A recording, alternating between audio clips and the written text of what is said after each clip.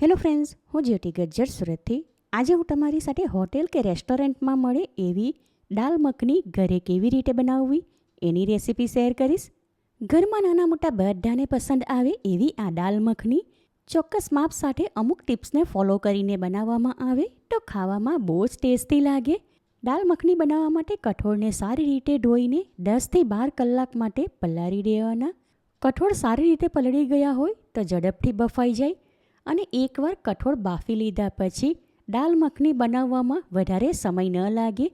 તો ચાલો આજની આ મજેદાર રેસીપી શરૂ કરીએ. દાલ મખની બનાવવા માટે અડધો કપ કાળા અડદ, 1/2 કપ ગુલાબી રાજમા અને 2 ટેબલસ્પૂન ચણાની દાળ આ વાસણમાં ભેગા કરી 5થી 6 વાર પાણી વડે સારી રીતે ધોઈ લીધા. કાળા અડદને હાથ વડે ઘસીને સારી રીતે ધોવા એટલે એની ઉપરનો કાળો કલર થોડો ઓછો થઈ જાય. ધોયેલા કઠોળમાં જરૂર પૂરતું પાણી ઉમેરીને 10 કલાક પહેલાં પલાળ્યા હતા એટલે હવે સારી રીતે પલળીને ફૂલી ગયા તમે જોઈ શકો છો. કઠોળને બાફવા માટે પાણીમાંથી નીતારીને આ ચાળણીમાં કાઢી લઉં છું. કઠોળને ચાળણીમાં કાઢી લીધા એટલે એને પલાળ્યા હતા એ બધું જ પાણી એમાંથી નીતરી ગયું. હવે એને બાફી લઈએ. એના માટે એક પ્રેશર કુકરમાં આશરે 3 કપ જેટલું પાણી લઈને સ્ટવ ઉપર ગરમ કરવા મૂકી દીધું. એમાં પલાળેલું કઠોળ ઉમેરું છું. સાથે એમાં 1 ટેબલસ્પૂન ભરીને જીરું ચોપ કરેલું સૂકું લસણ ઉમેરું છું. એમાં 12 ટીસ્પૂન હળદર, સ્વાદ પ્રમાણે અડધી ટીસ્પૂન મીઠું અને આ પાણીમાં ઉભરો ન આવે એ માટે અડધી ટીસ્પૂન જેટલું તેલ ઉમેરું છું.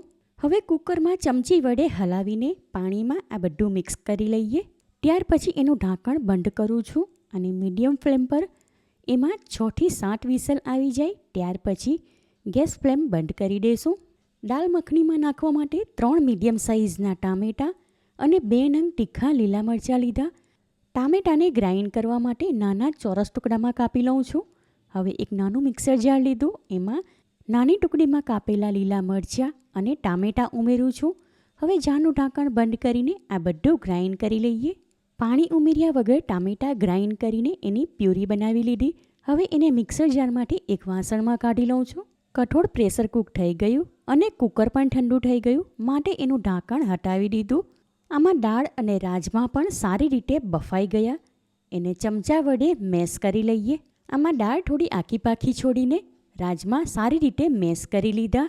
હવે દાળ માટે મસાલો તૈયાર કરીને વઘારી લઈએ. ટામેટાં ગ્રાઇન્ડ કર્યા એ મિક્સર જારમાં અડધો કપ જેટલું પાણી લઈને હલાવી લીધું હતું એ આમાં ઉમેરું છું. દાળને વઘારવાનો મસાલો તૈયાર કરવા માટે એક પેન લઈને સ્ટવ ઉપર ગરમ કરવા મૂકી ત્યાં ગેસ ફ્લેમ મીડિયમ તરફ રાખીને પેનમાં 2 ટેબલસ્પૂન જેટલું તેલ લઈને એમાં 1 ટેબલસ્પૂન દેશી ઘી ઉમેરું છું. ઘી પીગળે ત્યાર પછી એમાં 1 ટીસ્પૂન જીરું અને 5 ટીસ્પૂન હિંગ ઉમેરીને મિક્સ કરી લઈએ. થોડી સેકન્ડ પછી એમાં 2 ટીસ્પૂન ભરીને ઝીણું ચોપ કરેલું સૂકું લસણ ઉમેરી મિક્સ કરી લઈએ. થોડીવાર માટે લસણ સાંતળી લીધું. હવે આમાં 2 ટીસ્પૂન લાલ મરચું, 1 ટીસ્પૂન ધાણા જીરું પાવડર, અડધી ટીસ્પૂન હળદર અને તૈયાર કરેલી ટામેટાની પ્યુરી ઉમેરું છું. આમાં 1 ટીસ્પૂન કાશ્મીરી લાલ મરચું અને અડધી ટીસ્પૂન હોમમેડ ગરમ મસાલો ઉમેરીને બધું સારી રીતે મિક્સ કરી લઈએ. ટામેટાની પ્યુરી સાથે દરેક મસાલા સારી રીતે મિક્સ કરી લીધા એટલે એની સાથે મસાલા પણ કૂક થઈ જાય. દાળ બાફી ત્યારે એમાં મીઠું ઉમેર્યું હતું માટે હમણાં સ્વાદ પ્રમાણે અડધી ટીસ્પૂન ઉમેરું છું. હવે થોડીવાર માટે પેન ઉપર ઢાંકણ લગાવી દઉં છું. 2થી 3 મિનિટ જેવી થાય એટલે પેન ઉપરથી ઢાંકણ હટાવીને એમાં હલાવી લઈએ. આમાં જેમ જેમ મસાલેદાર ટામેટાની પ્યુરી કૂક થશે તેમ તેમ એમાંથી તેલ છૂટું પડશે. હવે ફરી પેન ઉપર ઢાંકણ લગાવી દઉં છું. થોડીવાર પછી પેન ઉપરથી ઢાંકણ હટાવી દઉં છું. આમાં ટામેટાં સારી રીતે કૂક થઈ ગયા. એમાં જે પાણીનો ભાગ હતો એ બળી ગયો એટલે તેલ છૂટું પડી ગયું તમે જોઈ શકો છો. હવે આ ટાઈમ પર આમાં બાફેલી દાળ ઉમેરું છું અને કુકરમાં થોડું પાણી લઈને હલાવી લીધું એ પણ આમાં ઉમેરી દઉં છું.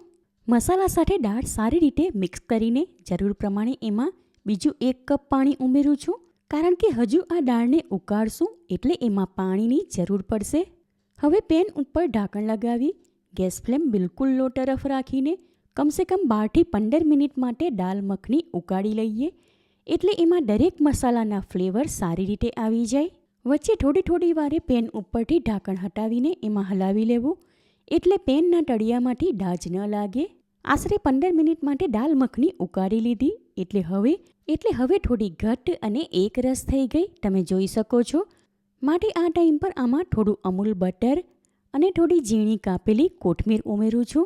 અને આ દાલ મખની ખાવામાં એકદમ ક્રીમી લાગે એ માટે આમાં થોડું ફ્રેશ ક્રીમ ઉમેરું છું.